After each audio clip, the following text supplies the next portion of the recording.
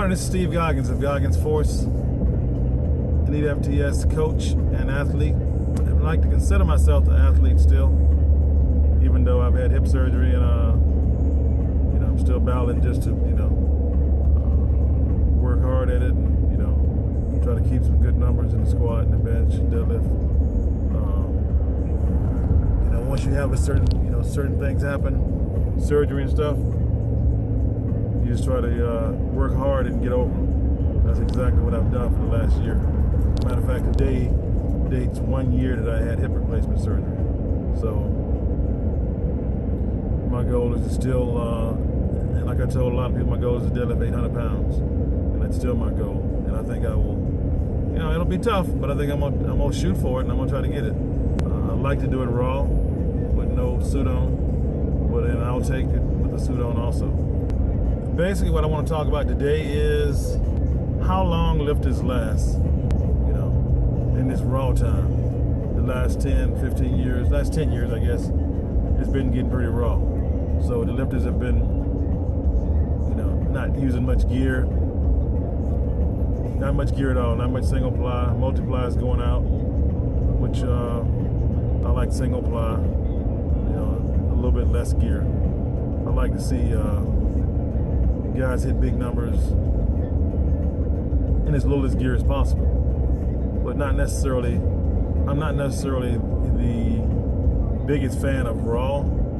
I am for say to get people in the sport, to get them loving the sport. It's got so many more people in the sport, so I do love that. So I don't want to stop that. That's helped our sport. So raw has been great for our sport. Okay. But like I said, I want to talk about longevity in the sport that we have of lifters now. I'm starting to see some things that lets me know that in raw,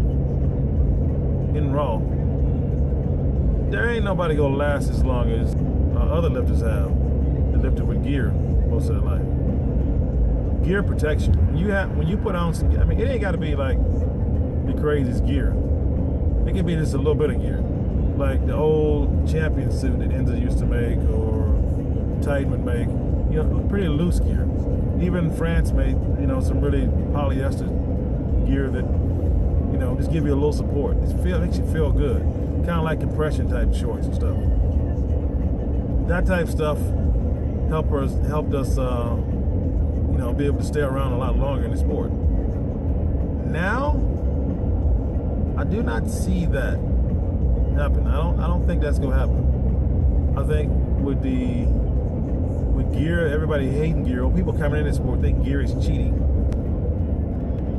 The group of us, the traditional ones who wore gear, I think we will have lasted a lot longer than people going raw. They make a big deal about this raw thing. Like I said, I love it too. I coach raw lifters, and I love my raw lifters. I love seeing what they're doing, and I take care of them. I try to manage their training to where they don't get go heavy too often. Try to manage their joints and everything. Try to we don't have injuries. We don't have injuries happen. We don't blow out stuff. We don't tear stuff. That don't happen. You got to manage your training in that department, whether you're raw or gear. But that's what we try to do. So I'm seeing now a lot of raw lifters, I'm not going to name any names, that stand pretty beat up and hurt, and they have more injuries before they're 30 than I had probably in my whole career. More injuries in the first 5-6 years of their life going raw than I probably had at all in my whole career. Like I said, I don't have a problem with raw, but I think lifters need to look at it in a different perspective. This is the perspective I think they need to look at it as. You don't have to go raw all the time. Go raw half of the year, go gear half of the year. You get what I'm saying? So do some raw stuff, do some gear stuff, do some gear meets. And I think that way lifters would last longer. If we had, I know we're in the mindset of, in society is once we start to do something, once we go that way, we pretty much go all the way that way, or we don't go at all, So it's either raw or nothing at all. I disagree. I think it should be to go gear half the time and raw half the time. I think if we did that, I think we may see some of these lifters last a little bit longer. You know, that may happen. I mean, but we're in a different time. I mean, a lot of these raw lifters today also, some of them on the radical side that use supplementation and stuff. They go all out. They go out to they feel pressure by media pressure. You know, as far as social media, they think they have to hit these big numbers like over and over and over, do this stuff over and over and over, when it's not necessarily so. Just do what you do and love doing it and have fun doing it. You know, I mean, I don't know. I think it's I think people do it for, a lot of guys and girls do it for the wrong reason now. They want to do it because they want attention more.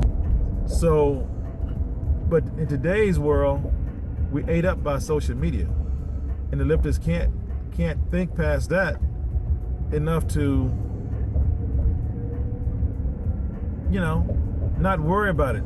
Do a meet, take 4 weeks and, you know, deload and let the body heal, do some really light training. After that, get back into it, go to your off season, you know, start a moderate plan, and then jack it up to where you need to. You know, they're jacking the levels up of, you know, all these different supplements and everything a year round. That's why they're gonna get hurt. They're gonna stay hurt. They're gonna stay that way. It's not gonna work. So in that sense, talking about raw and gear and all this stuff together at the same time, raw is wonderful. Gear is wonderful. But you gotta have common sense and know how to train through all of it, and how to compete through all of it, and listen to your body and pay attention to these things. You gotta be able to do that. If you don't, you're not gonna last long in this sport. And that's all I want to tell you. You're not gonna last long in this sport if you don't pay attention to your body, and if you don't manage your training better than you do. Stop worrying about who's looking at you, who's watching you, who see you on video, who see you on Instagram and Twitter. Do it for you first. Then if they happen to see it, wow, good deal. All right? That's all I got for you today.